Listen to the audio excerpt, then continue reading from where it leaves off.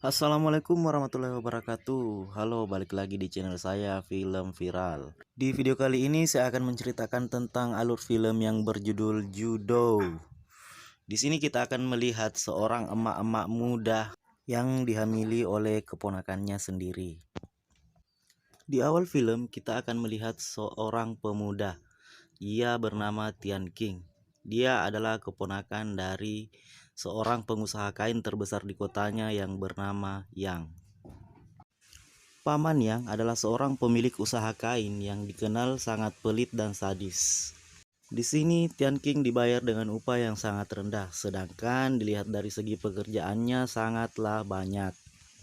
Kedua istrinya juga meninggal karena disiksa karena tidak bisa memberikan Yang seorang keturunan. Dan saat ini Yang menikah dengan seorang gadis yang sangat muda. Dia bernama Judo. Namun di sini Judo juga tidak kunjung memberikan Yang seorang keturunan. Jadi di sini Judo juga sering mendapat siksaan dari Yang. Nah, di suatu pagi, tanpa sengaja Tian King menemukan sebuah lubang yang terhubung di kamar mandi. Melalui lubang itu, Tian King melihat Judo yang sedang mandi. Sebenarnya Tian King bukanlah keponakan asli dari Paman Yang. Dia adalah anak yang diangkat setelah kedua orang tua Tian King meninggal sejak Tian King masih kecil. Dan saat ini Tian King sudah berusia 40 tahun. Di usianya yang sekarang, seharusnya Tian King sudah menikah. Melihat Judo yang masih muda dan sangat cantik, membuat Tian King merasa selalu sange dan menanamkan benih-benih cinta. Di sisi lain, Judo lagi-lagi disiksa karena masih belum bisa memberikan Yang sebuah atau seorang keturunan. Bukan sebuah, tapi seorang. Akhirnya dia diminta untuk ke kandang keledai untuk memberi keledai makanan. Dan di situ tidak sengaja memergoki Tian King sedang mengintip di sebuah lubang, dan dia memeriksa lubang tersebut yang ternyata itu terhubung di kamar mandi. Aduh, Judo pun merasa sangat malu dan berpikir kalau selama ini Tian King memang selalu mengintipnya. Oke, di sini cerita berlanjut di mana Yang meminta Tian King untuk ke kota dan menjual kain dagangannya. Sepulang dari kota, Tian King menemukan Yang melihat wajah dan tangannya penuh dengan luka lebam karena disiksa oleh Yang. Namun Judo mengatakan kalau ia terjatuh saat membantu suaminya bekerja di peternakan keledai. Dan di rumah, Tian King mendengar Judo yang teriak kesakitan karena disiksa lagi oleh Yang. Keesokan harinya, Judo pun merasa kalau Tian King merasa kasihan terhadap dirinya. Lalu, Judo pun membiarkan Tian King untuk mengintip dirinya yang sedang mandi, agar Tian King melihat seluruh tubuh Judo yang lebam itu.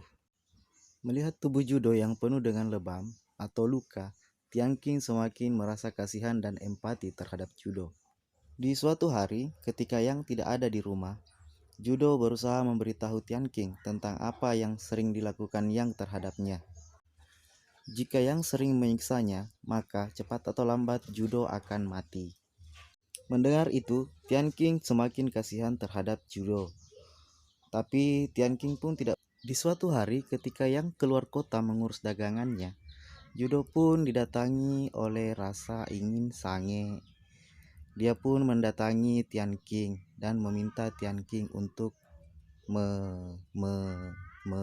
ya itulah. Oke lah.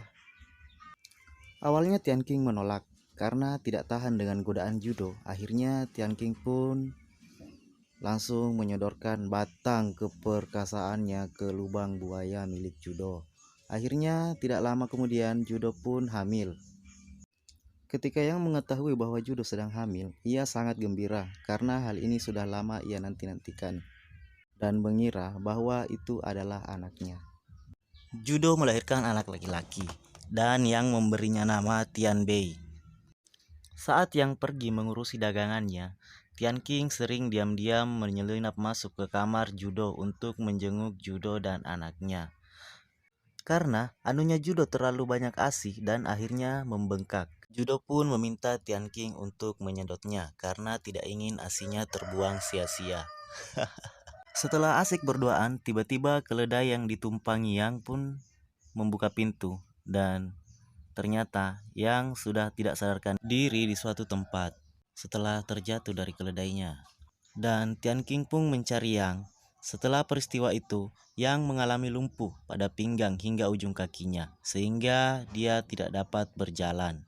Saat itu pula, Judo dan Tian King tinggal serumah, layaknya sepasang suami dan istri.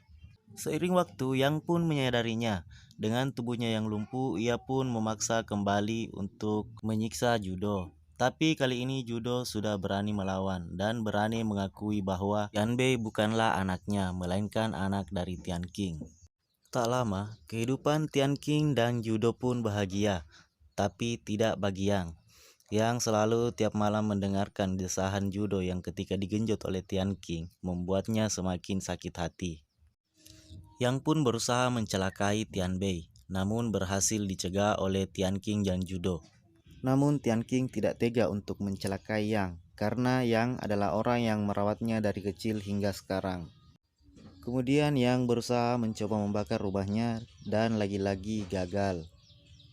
Yang dibiarkan hidup agar dia dapat merasakan kepedihan ketika melihat kehidupan Tian King dan Judo bahagia. Waktu semakin berlalu dan Tianbei pun semakin besar dan tak kunjung dia bisa bicara. Suatu pagi ketika Tian King dan Judo sedang menjemur pakaian di luar, Tianbei yang sedang sendirian hendak dicelakai oleh Yang. Namun ketika Yang ingin menceburkan Tianbei ke kolam, Tianbei yang selama ini belum pernah bicara tiba-tiba memanggil Yang dengan sebutan ayah. Yang pun berhenti meneruskan niatnya itu.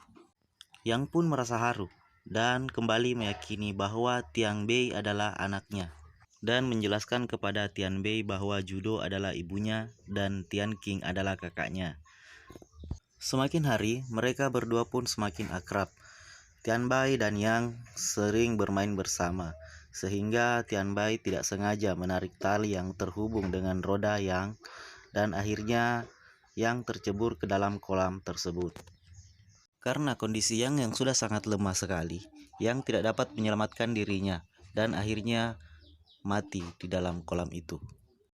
Setelah pemakaman Yang, Tian King diminta untuk pindah rumah karena tidak ingin menimbulkan fitnah saat serumah dengan Judo. Dan karena adat yang berlaku di keluarga Judo bahwa Judo tidak diperkenankan untuk menikah lagi. Nah, setelah kejadian itu, Judo dan Tian King tinggal berpisah selama 8 tahun. Selama 8 tahun mereka tetap saling bertemu, namun secara diam-diam.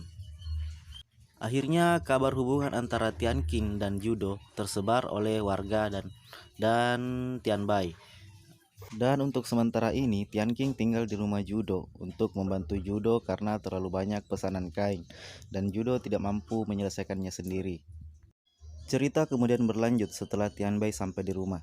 Setelah mendengar hubungan antara Tian King dan juga Judo, Tianbei langsung menghajar Tian King hingga hidungnya berdarah. Hal itu dilihat oleh Judo, dan Judo langsung mengatakan kepada Tianbei bahwa Tian King itu adalah ayahnya. Namun Tianbei tidak mempedulikan itu dan tetap membenci Tian King. Setelah pemukulan itu, Tian King tetap tinggal di rumah Judo. Dan Tian King baru akan pulang ketika pesanan kainnya semua terselesaikan. Nah, pada suatu siang, Tian King merasa kangen dengan Judo dan mengajak Judo untuk enak-enakan di ruang bawah tanah. Mereka akhirnya bermantap-mantap dengan melakukan adegan bercocok tanam. Setelah selesai bercocok tanam, mereka pun kelelahan. Dan karena ruang bawah tanah itu ditutup agar mereka tidak ketahuan, mereka pun kelelahan karena kekurangan oksigen. Setelah itu, Judo pun mengajak Tian King untuk keluar dari ruang bawah tanah tersebut. Namun Tian King masih merasa sangat rindu dengan Judo. Maka akhirnya dia pun merelakan untuk tetap sementara waktu bersama Tian King di ruang bawah tanah tersebut. Setelah sekian lama berada di ruang bawah tanah, mereka berdua pun tak sadarkan diri.